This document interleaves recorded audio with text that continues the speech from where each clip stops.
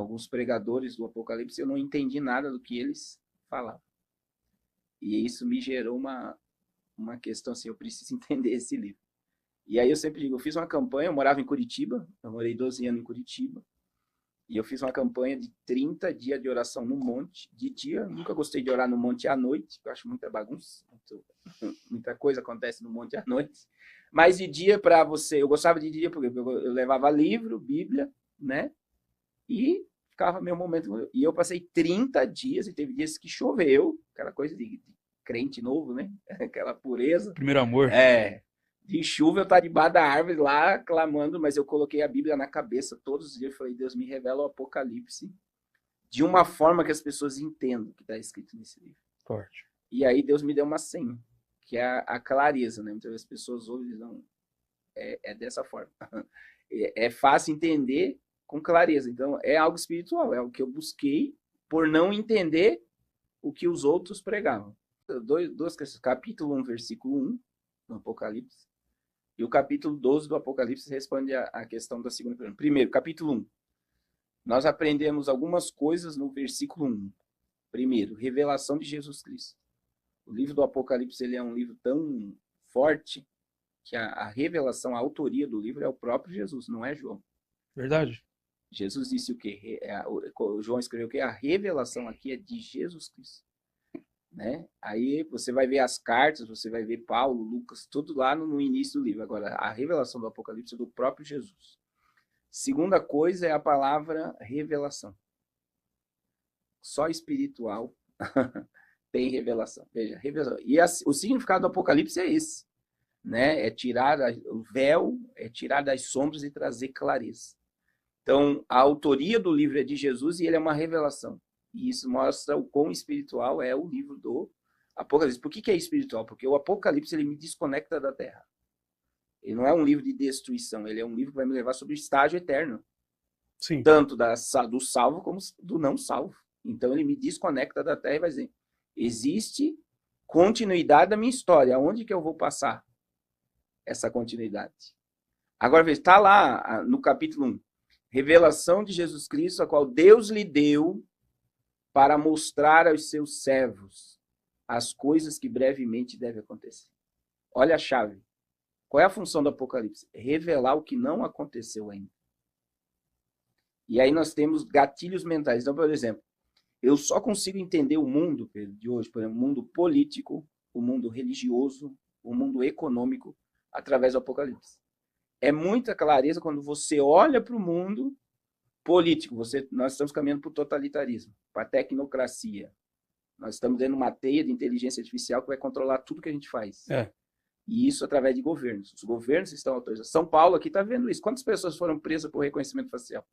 Verdade. Esses dias no estádio ali, parece que encontraram mais de, eu acho que foi 13 ou 100 pessoas foragidas dentro do estádio de futebol por reconhecimento facial, porque eles entraram e vai colocar o rosto. Sim. Então, veja bem, uma tecnocracia que vai nos vigiar e vai nos monitorar. Nós estamos, a questão religiosa, nós estamos diante de uma unidade religiosa. A teologia inclusiva e humanista, ela está em todos os altares. E isso é uma teologia do anticristo, é do afastamento da verdade para as pessoas acreditarem na mentira. O sistema religioso está unificado. A gente teve o bispo aí, assembleiano, não vou dizer, mas ele foi lá no Vaticano e chamou o Papa de Vossa Santidade. O que a gente está vivendo? Né? E a gente vê os pastores ponderando o que se prega no altar, né? E o sistema religioso é um sistema do afastamento da verdade. Aí o sistema econômico, nós estamos caminhando, principalmente no Brasil, né, que está visível isso. Sim. O Drex está sendo testado, fim de dinheiro físico para o dinheiro digital. O dinheiro digital é o fim da nossa liberdade. Pronto, é o É sistema da besta. Então, assim, você não vai poder comprar e vender se você não estiver dentro do sistema. E o sistema está aí, exonerando tua liberdade com o fim do dinheiro físico. Então, não é claro isso. Então o que acontece? Quando eu olho para o mundo através do Apocalipse, eu vejo o Apocalipse em cena diante dos meus olhos. Agora, por que essa geração não entende? 2 gatilhos mentais. Fake news e teoria da conspiração. É. Então, a teoria da conspiração, todo filme de Hollywood, eu não sei se você sabe, tem agente da CIA e do Pentágono dentro do estúdio, tá? Não é... Por quê? Porque existe uma mensagem preditiva sendo lançada no cérebro das pessoas. Ninguém cria nada.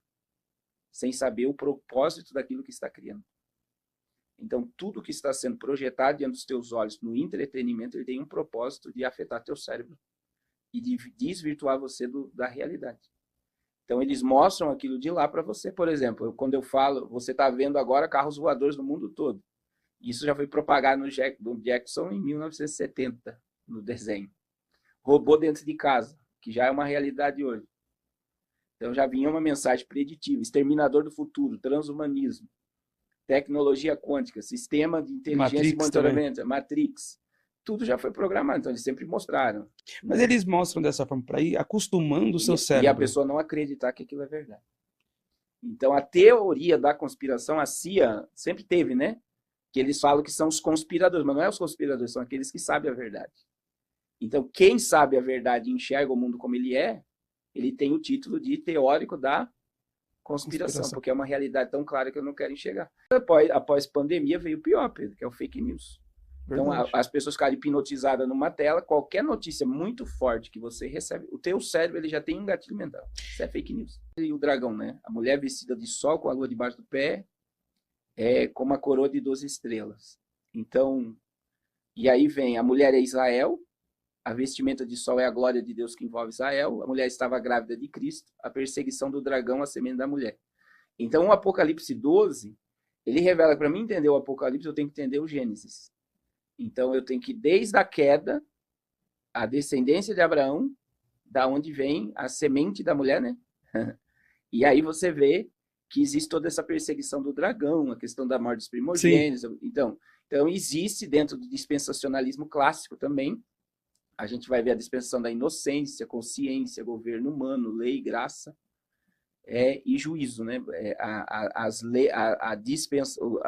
As dispensações, elas são claras.